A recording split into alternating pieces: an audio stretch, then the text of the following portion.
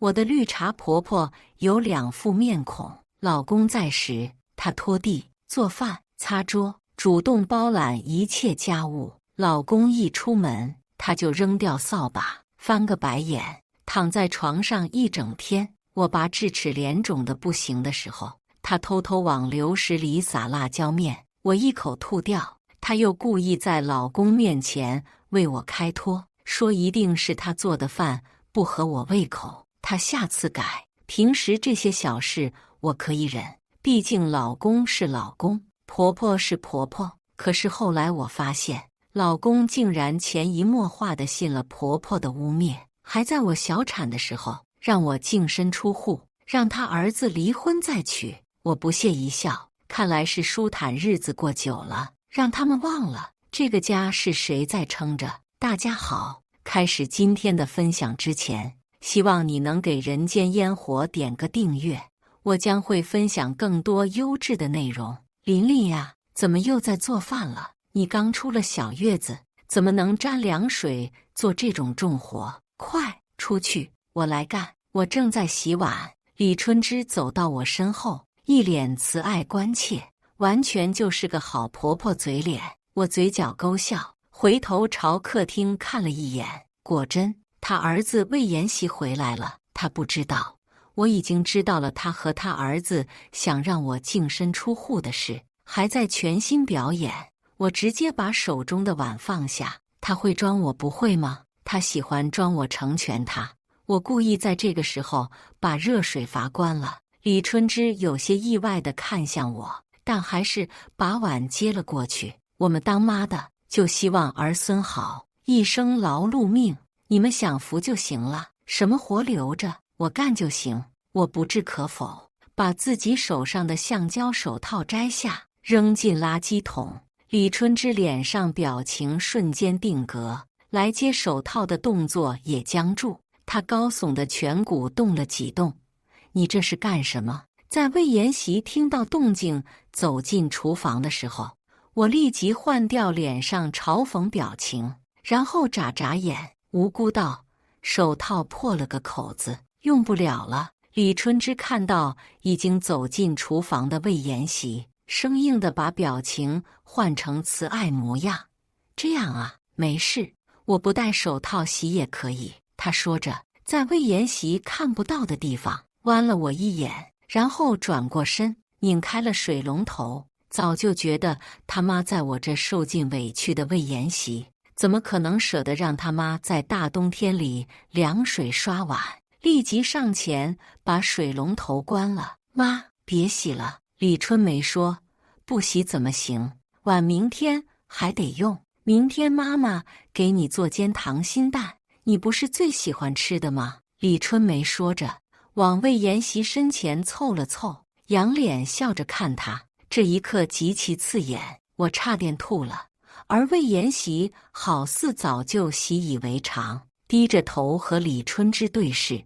妈，你每天洗碗太辛苦了，我给你买个洗碗机。洗碗机，我原来说过无数次要买，可他却说总共没几个碗，随手洗了就行。再说了，碗平时都是妈洗的，家务也都是妈做。每天我下班回来那么晚，妈都在收拾卫生，妈都没说什么，反倒是你先嫌累了。碗是没多少，可那时我怀孕了。李春芝还是每次都在魏延禧不在的时候，让我登高踩低打扫房屋，让我弯腰拖地俯身刷碗。而我之所以流产，也是在擦玻璃时摔倒了。躺在医院时，我悲痛交加，可我把事情原委告诉魏延禧，她不信。我说让她看监控，她却霎时没了耐心，烦躁地说：那是我妈，她是什么人我不知道，我能这么怀疑她，还调出监控来？魏延禧的态度让我懵了，我还以为是我没讲究方式及方法，让她误以为我在挑拨他们母子关系。于是坐月子期间，我又斟酌用词地说了好几遍，可他看我眼神越来越陌生，也觉得我越来越陌生。那眼神仿佛在说：琳琳，我没想到你竟然是这样的人，你太让我失望了。我冷笑着出了厨房，然后把桌上所有的碗筷全都摔到了地上。听到外面的动静，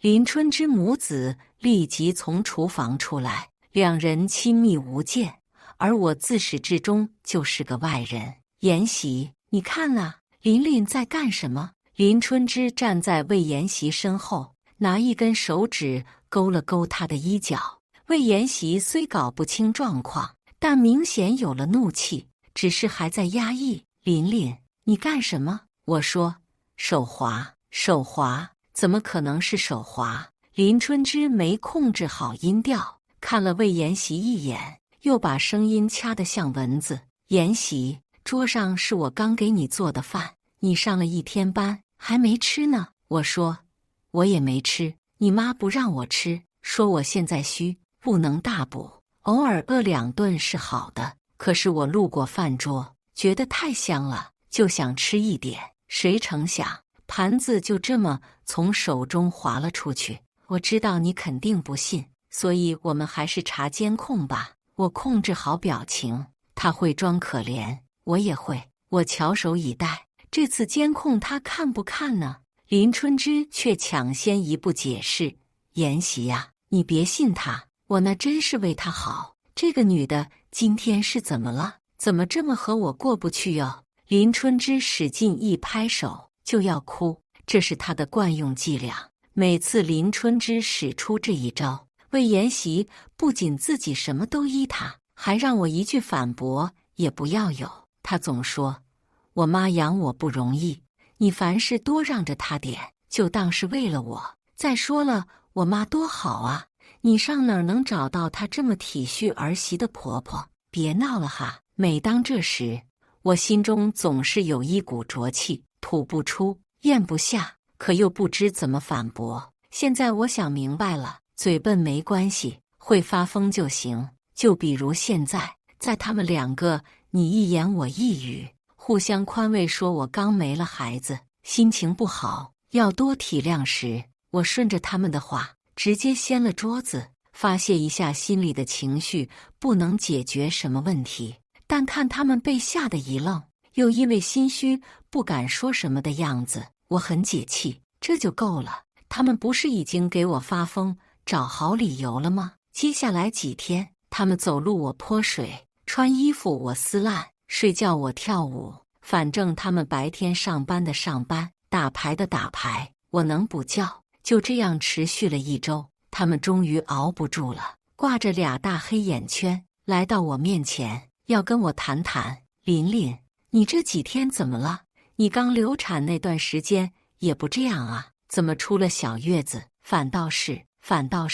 林春之和魏妍希并排坐在我对面，他斟酌用词，欲言又止，还时不时拿眼神向他儿子求助。我坐在对面，手撑着下巴，无聊换台。我是自由职业，没必要去公司上班，而且做什么工作都可以自己安排计划，因此特意留出时间的我最近很闲，有大把时间可以逼他们露出真面目，然后把他们扫地出门。我打了个哈欠，现在本该是我每天白天补觉的时间，可因为周末他们谁都没出去，他们看我恹恹的，对视一眼。魏妍希先开口：琳琳，你最近到底在干什么？晚上不睡觉，白天又困，何苦呢？他这话我不爱听，我软着调子挤出哭腔，把委屈装到底。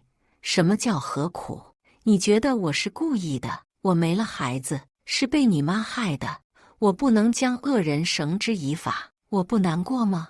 我手里拿着监控视频，里面明明有你妈从背后推我一把的画面，我却不能把它交出去，我不伤心吗？我这么难过，这么伤心，我做点反常的事情不是很正常吗？对面2人听了我的话一愣，监控是我安的，因为我原来养了小猫，主要偶尔外出时看看它的状况。可我怀孕，林春之借照顾我的由头住进我家后，就把门打开缝，让小猫自己跑了出去。我看了监控，李春之矢口否认，说他开门只是忘关了，哭诉我怎么可以误会他，给他安这样的罪名。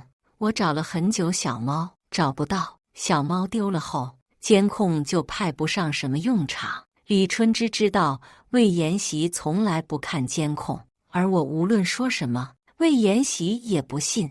他又有一哭二闹三上吊的法宝，所以久而久之，他做什么就越发肆无忌惮，甚至敢直接在我踩在板凳上的时候伸手推我。我躺在病床上时，问过他为什么要这么做，他趁四下无人，狠狠咬了口削好皮的苹果，口红印子显示出他的血盆大口。他说：“谁让你跟我争宠？有你一个就够了，你还妄想再生个孩子来抢我儿子的注意力？做梦！”当时我感到荒谬又可怕，竟然只是因为这样，就因为这个，他就可以害自己的亲子孙。那不是什么物件，是个活生生的人啊！他没想到我就这么把这一切说了出来。你少胡说八道，我根本没推你。他慌乱否认，对着他儿子解释。我嗤笑一声，对着他说：“你儿子不是判官，你这是故意伤害，我可以告你。”李春芝脸色立即变了，跟魏延禧撒娇时身子都晃了起来，肥肉滴里当啷的晃着。延禧，我真没有，我是碰到了他，可我真的只是不小心。其实我也很想看看魏延禧是什么态度，毕竟没了的是他的骨血。于是我静静等他给出反应。他垂着头，沉思良久，在抬眼时开口：“琳琳，你想要什么？”我浑身都被冻僵了。原来他一直都知道，原来魏延禧一直都知道他妈做了什么。我当然要弄清楚他为什么明知道一切，还这样纵容李春芝。可他却说这不是纵容，是孝顺。琳琳，你不懂。我妈一个人把我拉扯大，真的吃了很多苦。我知道，我妈只是太爱我了，她怕我被别人抢走。别人？谁是别人？这个问题我连着问了她好几遍，她都不回答。可她的沉默已经给出了问题答案。我说：“我要房子、车子、票子，你和你妈就这样离开我家。”我说完，她瞪了眼，刚才的苦大仇深也瞬间消失。你说什么？这些东西都是我辛苦挣下的，你凭什么说要就要？李春芝也在一旁急着帮腔。我说：“不是你问我想要什么的吗？还有这些东西不是你一个人挣下的。当初我和魏延禧是合作伙伴，一路从创业走到婚姻。创业我只是为了生存，后来做自由职业才是为了生活。转移生活重心后，公司里的事我就不怎么管了，但股份我仍旧占最开始的份额。我怕他忘了，提醒他一遍，他脸上有些古怪，到最后竟然很干脆地答应了我的要求。房子、车子他全不要，存款也会给我大部分，但是他要公司。这几天我不是只为了让他们不安生，自从知道他们两个密谋的事情后，我就一直在咨询离婚律师，怎么做对我才是最有益的。我没有抓到魏延禧在婚姻中的过错，能够在离婚时分得这些财产，已经很乐观。因为这几年公司效益并不怎么样，甚至有时候一年到头都比不上我做自由职业挣得多。我本来也没想赶尽杀绝，想着公司给他也就给他了。可是现在他的态度让我不得不重新考虑，意识到刚才的话可能引起了我的注意。他立即找补：“是我妈对不起你，害你没了孩子还住院，我该补偿你。家里大部分收益都给你，但是公司我倾注了很多年心血，除了公司，我什么都能给你。”他说的深情款款，可比起公司，陪伴他的时间更久的是我。我不相信他的话，自然也没离成婚。不急在这一时，我出去找了个环境很好的酒店睡了一觉，养精蓄锐。回来后，我直接杀进了公司。却杀错了地方。站在空无一人的公司里，我碰了碰摇摇欲坠的玻璃门，然后掏出手机拍了个视频，发给魏延习。对话框左上角反复显示对方正在输入中，输入半天也没发来一个字，估计是没想好怎么圆。我直接一个视频通话拨过去，他不接，我干脆收起手机，一脚油门回了住处。没想到刚进门，里面的李春芝就迅速跑到我面前，还殷勤地想要给我换鞋。就算他宝贝儿子在时都没有这待遇啊，不过无所谓，他愿意做，我就翘起脚来让他给我脱鞋，再穿拖鞋。李春芝显然还是意外我这么配合他，双膝跪下来的时候，老大不情愿，但他自己懒得活，跪着也要做完。正当他站起来的时候，屋内冲出一个人，是李春芝的老公魏大军。怪不得呢，原来李春芝的表演全是在她老公儿子面前的。那她这样过一辈子，累不累？魏大军冲到我面前，怒不可遏：“你怎么能让你婆婆做这种事？你知不知道什么是尊老爱幼？她可是你长辈。”我说：“马上就不是了。他们正商量让我净身出户，没带你，他们不会想把钱私吞了，不分给你吧？”娇滴滴倚在魏大军怀里的李春芝也不装柔弱了，跳着脚就骂：“你别挑拨离间，他可是你公公，你动些什么歪心思？”他的话槽点太多，反驳我都觉得浑身恶寒，因此我让开玄关，露出身后的镜子，让他们好好照照。他们明白了我的意思，脸色顿时铁青，然后跟着我想进我的卧室。我当然一下把他们拍到门后，他们除了骂我别无他法，逞口舌之争是最无谓的。魏大军突然来，肯定事出有因，保不齐有什么猫腻。我先把魏延习的东西全都丢出去，我的卧室不允许他住。然后在他爸妈强烈谴责我怎么可以这么对他儿子的时候，推开林春芝的房间门，把他的东西也尽数丢到客厅。然后我看向魏大军，他竟然一愣，摆手说他刚来，什么东西都没来得及放。我说：“东西给你们清好了，你们赶紧弄走。”李春芝没有急，反而不确定地问我是不是同意魏延习的财产分割方式，准备离婚了。他们想要我快点离婚，我是知道的。林春芝和魏延习密谋的时候，我知道魏延习的一个合作伙伴看上了他，那个合作伙伴是个富婆。他当时犹豫要不要接受那个富婆，还没出个结果，我就弄出了动静，他们谈话就结束了。我没必要弄清魏延习最后是怎么想的，他对这件事有犹豫，就足以说明他对这段婚姻关系已经不忠诚了，所以无论如何都不会影响我最后的选择，也就是让他一无所有的退出我的生活。但是他们这急切的态度真的太可疑。我说不是，这套房子是我的名，也是我的婚前财产，我现在不想让他们住了。面前两人对视一眼，哪里肯鸡飞蛋打，什么都落不下。他们现在霸占这套房子，还有和我谈判的资格。要是搬出去，再分割财产，就是在排除掉这套房子之后了。于是他们提前把猫腻说了出来。林春芝一开始跑出来给我跪着换鞋子，是因为他们也安装了监控，他们要把这段视频发到网上，控诉我这个恶毒的儿媳妇。现在他们威胁我，如果不把房子分到他们名下，就让所有人知道我是什么嘴脸。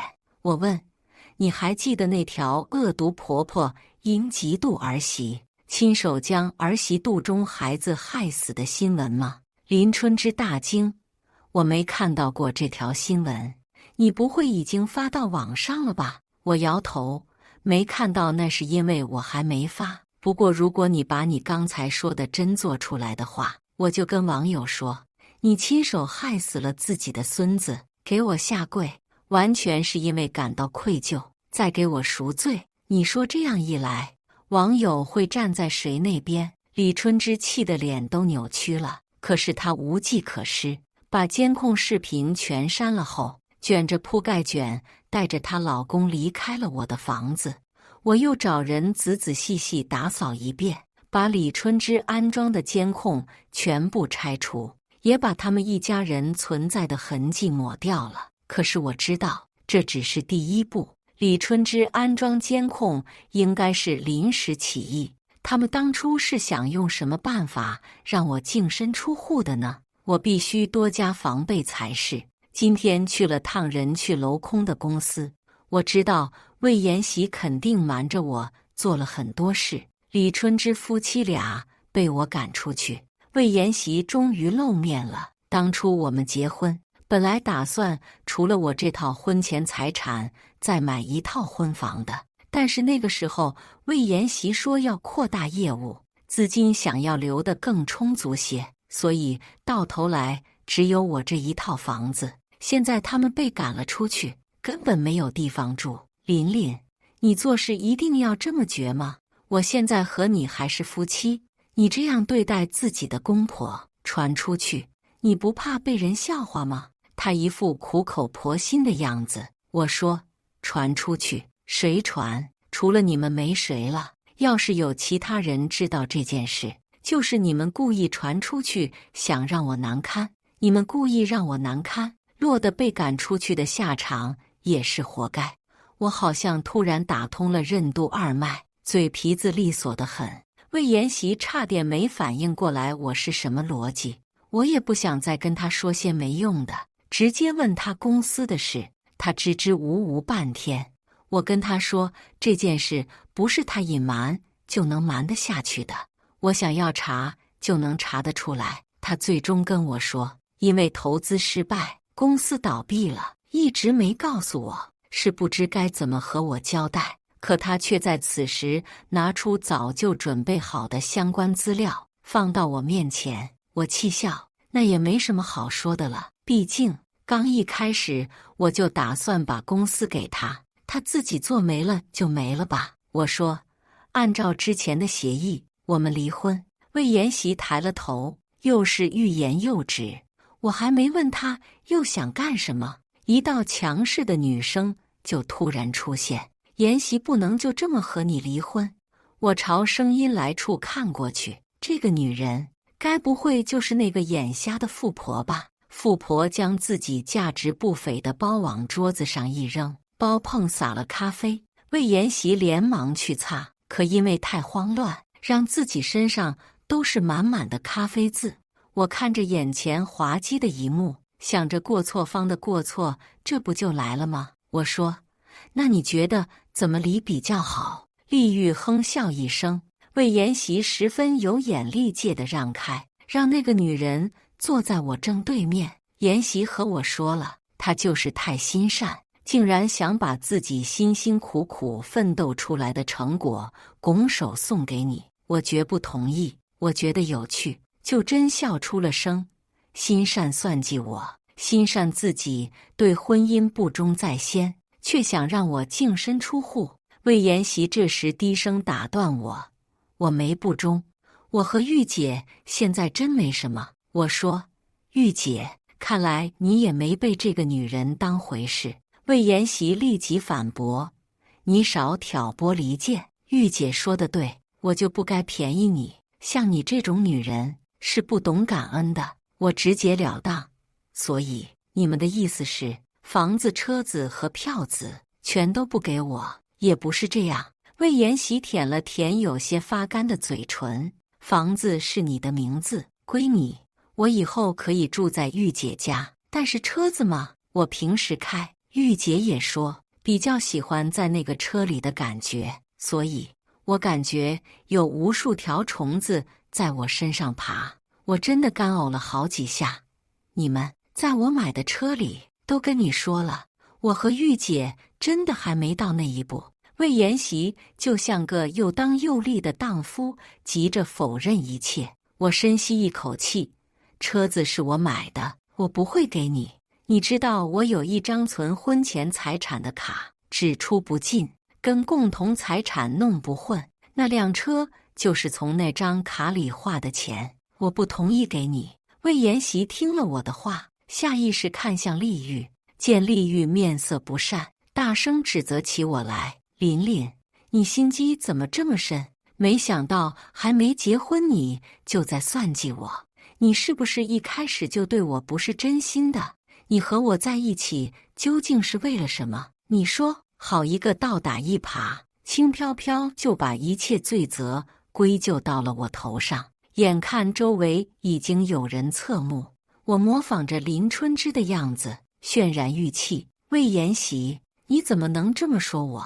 你现在还没和我离婚，就和别的女人坐在同一排，同仇敌忾的对我，我究竟哪里对不起你？结婚时房子车子都是我买的，彩礼你也没给，你说我们公司赚的钱你都给我，有没有彩礼不重要，你当时还签了保证协议，你忘了吗？我哭得真实，魏延禧懵得厉害，估计除了把这一茬忘了外，还有很一部分原因是被丽玉一巴掌抽的。魏延禧捂着脸愣了愣，然后像是抓到了救命稻草般：玉姐，你别生气，我虽然签了保证协议，但是公司里早就没钱了，我把所有资产都转移到你名下了，你忘了吗？丽玉脸上的怒气这才消了半分，重新坐下来。要不是看你还有点本事，我怎么会看上你？你最好把原来公司赚的钱全都给我要回来，要不然我不会让你进我家的门。不是，他们两个说这种话都不背着我这个当事人了吗？这个时候不把我当外人。魏延禧也重新坐好，摆出一副有苦衷但不得不开口的样子。琳琳，我也是没办法，存款你必须给我，最起码分我一半。我和魏延禧有一张共同的银行卡，平时存款都进那张卡里，有什么家庭开销也是从那张卡里出。魏延禧还有一张自己的卡，平时会把钱从公共账户里转到那张卡里，用于平时的应酬。随着共同银行卡里进钱越来越少，余额也越来越少。除此之外，我还有另外一张自己的卡，用来存转移工作重心之后的所有收入。不过那张卡是只进不出的。魏延禧说的存款他要一半，意思是那张只有我收入的卡也要拿出来平分。而他刚才所说的，他转移出去的那部分钱是通过正常对公渠道出去的，我即便让有关部门来查，也找不出任何问题。因此所有要分的也就只有我做自由职业的收入。他怕是又忘了，公司我占股份的，他这样分可是占大便宜。我有点好奇，他转移出去的钱不是小数目，自己留着不好吗？为什么一定要给丽玉？很快我便找到了问题的答案。丽玉家在我所生活的城市地位太高了，有钱有权，只是一个吭气投名的人。像丽玉这样的家庭怎么可能看得上？而且以后丽玉可要面对林春之这样一个婆婆呀。很快我也知道这种问题是完全没必要考虑的，因为林春之对待丽玉和对待我完全不一样。丽玉再次约我出来时带了林春之，她优雅品茶，林春之在一旁翘着拇指自觉高贵。我们小玉啊！喝茶的人动作一停，林春之立即换了称呼：我们厉总跟你可不一样，你原来开的公司小打小闹，现在弄什么自媒体也上不得台面，现在谁看得起网红啊？我们厉总就不一样了，他可是大红人，像他这样既能干又大方的企业家，可是千里挑一万里挑一的。网上都说我们厉总是新时代独立女性，被人追捧的不行。我让他自查一下话里说的有没有矛盾，然后问：那你对这个新时代独立女性的儿媳妇十分满意了。我故意这么说的。果然我话一出，对面2个女儿脸色都不怎么好。上次魏延禧也在时，从他们的对话当中，我可以看出来，丽玉不想和魏延禧结婚，而且结婚也不过是让魏延禧入赘罢了。当然，这一点魏延禧本人应该也是十分乐意的。她那日在咖啡桌前向往以后成为人上人的样子已经藏不住了，而林春之显然知道丽玉不是能轻易被拿捏的人，想让丽玉成为寻常意义上的儿媳妇根本是不可能的，甚至是不是儿媳都不一定。也就是说，丽家这棵大树能不能给他们乘凉，林春之自己也有底气。他掏出手机来，避着丽玉不知道在干什么，不过我也能猜得到，估计是让他儿子尽量讨丽玉欢心，让丽玉早点和魏延禧把证领了吧。果然，我猜得很准确。丽玉在我面前显摆完林春之母子是怎么对她的之后，魏延禧就找了我。她竟然一下跪到我面前，哀求我把财产分给她。琳琳，求求你了，你就把财产分给我吧。1半财产才多少钱？等我娶了丽玉，多少钱我拿不出来，到时候我加倍补偿你。她跪在地上涕泗横流。她什么时候这么爱钱了？我问魏延禧，如果你正常经营公司，不知会比现在过得好多少倍。你把财产转移出去，现在又为了钱给我下跪，何苦呢？他狠狠抹了把脸，瘫坐到地上。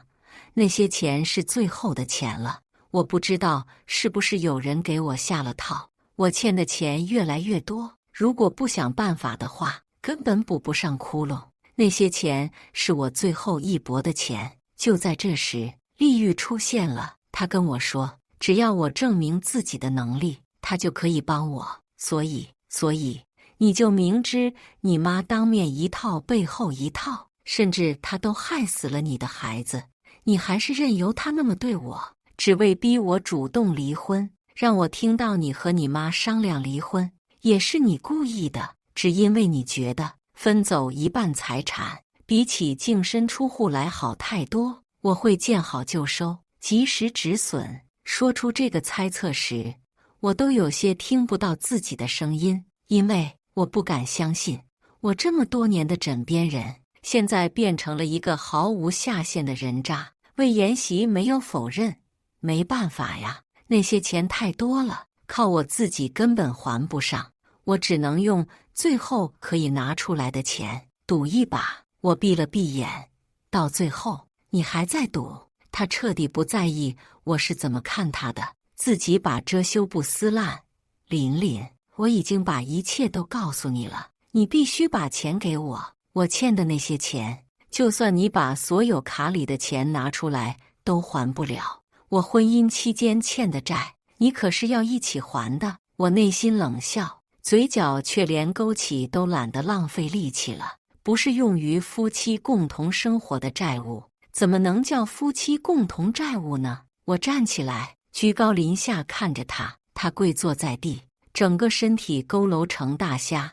你把这些研究得这么透彻，是早就想过有一天和我离婚是不是？你真能算计呀！亏我当初面对丽玉时还那么犹豫，要是我早听我妈的就好了，让丽玉怀上我的孩子，哪里有那么多的麻烦事？随后，魏延禧抬起头来质问我：“我对你忠诚，我为你守住底线，可你呢？我必须靠用手撑住桌子才能站稳。所以，孩子也是他们母子俩商量好，故意弄掉的。因为在他们看来，该怀孩子的不是我，我的孩子也不如丽玉的有价值。如果丽玉知道魏延禧在和他暧昧的时候还和我有了孩子，丽玉肯定会一脚踹开他。我内心酸涩无比，却也不想再出口谴责他了。一个人有良心还可以被谴责，没有的话，难受的只有自己。我说，你要是什么罪名都能这么轻而易举地污蔑到我头上就好了。可是抱歉，你欠下的钱，我一分都不会替你还，你也没办法让我还。他眼中已经出现怨恨，我不躲不闪，弯腰凑近他，不就是比狠吗？我用比他更凶的目光告诉他，现在离婚，我可以不让你因转移夫妻共同财产而吃上官司。我晃了晃手机，我跟你说过那么多次，我有监控，会录音，你怎么就不长点记性呢？他眼睛睁大，看到手机屏幕里同步录下来的他，直起身子就要来抢。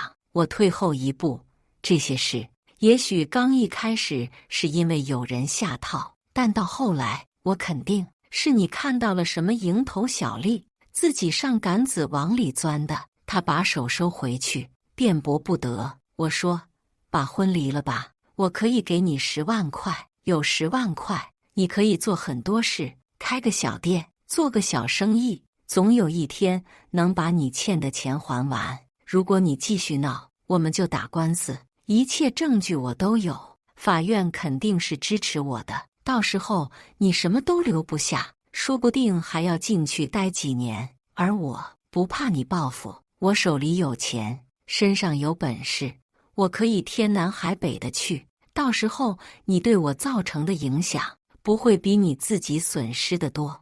魏延禧在认真思考我的提议，最终他答应了离婚。从民政局出来后，他问我为什么还肯给他留一线。其实那10万块并不是给他留一线，而是给我自己。如果丽玉到最后不帮魏延禧，那他就是个穷途末路之徒，到时候他一定不会放过所有对他赶尽杀绝的人。而且我当初和魏延禧结婚是有真感情的，那10万块就当是为了结自己那段瞎了眼的时光。决定和魏延禧在一起时，他真还不是现在这样的人，我难免唏嘘。民政局前的我们背向而行。在听到魏延禧的消息是在1年之后，我和魏延禧办完离婚手续后，就把我和他生活过的房子卖掉了，也换了城市。当然不是为了什么离开伤心的，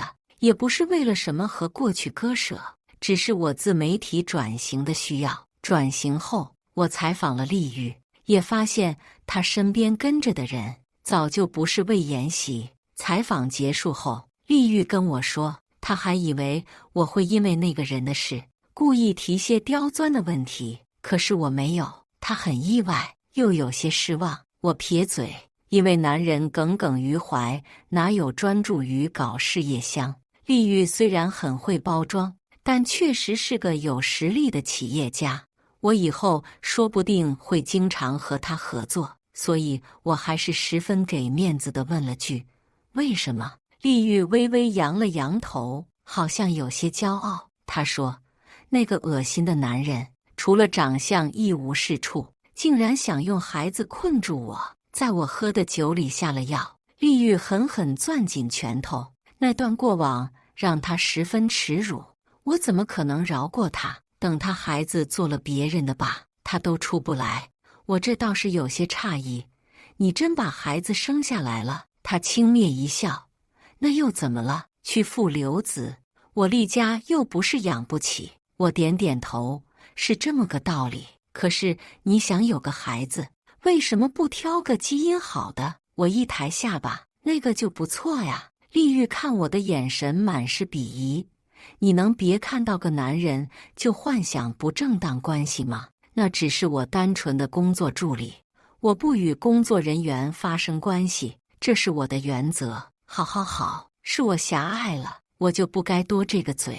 我收拾，突然觉得这合作关系也不是非要保持。当然，如果视频播放量不高的话，可他显然兴致正浓，又追问我，不好奇林春枝的下场吗？我挑挑眉，这倒是可以听一下。魏延禧进去之后，林春枝听到他儿子的刑期，一下就晕过去了。到医院后检查出一身病，把他儿子藏起来的一笔钱也花光了。说到这，丽玉还手一顿，说起来也不知道是哪个傻子，这种时候还给魏延禧那个人渣送钱，钱多烧的吗？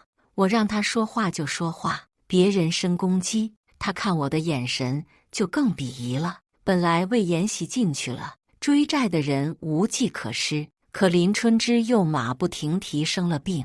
那些人一听他家人生了病，还有钱住院，立马不干了，狠狠教训了李春之一顿，还把他老家的房子给推平了。李春之老家的房子是宅基地，不能买卖，那帮人不敢霸占。房子被夷为平地的时候，好像还把李春之的老公压底下了。李春之刚出医院就闻噩耗，病都白治，癌症又复发了。丽玉耸耸肩，我抓住重点问：那帮人听谁说的？丽玉把肩膀放平，视线飘忽：你管呢？然后带着他的助理离开了。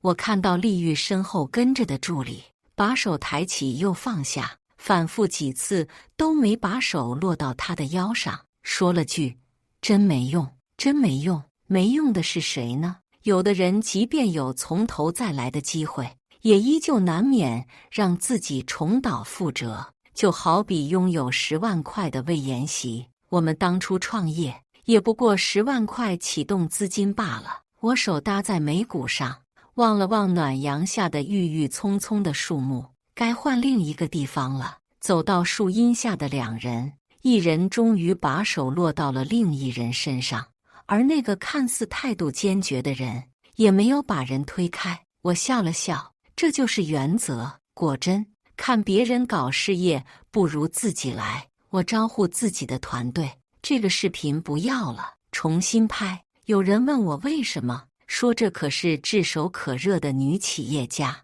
是新时代独立女性的榜样。我摇了摇头，说她不是，我不想被这样的人代表。以上就是今天分享的故事，大家有什么想说的、想吐槽的，欢迎在下方评论交流，也更希望能给人间烟火点个订阅，我将会分享更多优质的故事内容。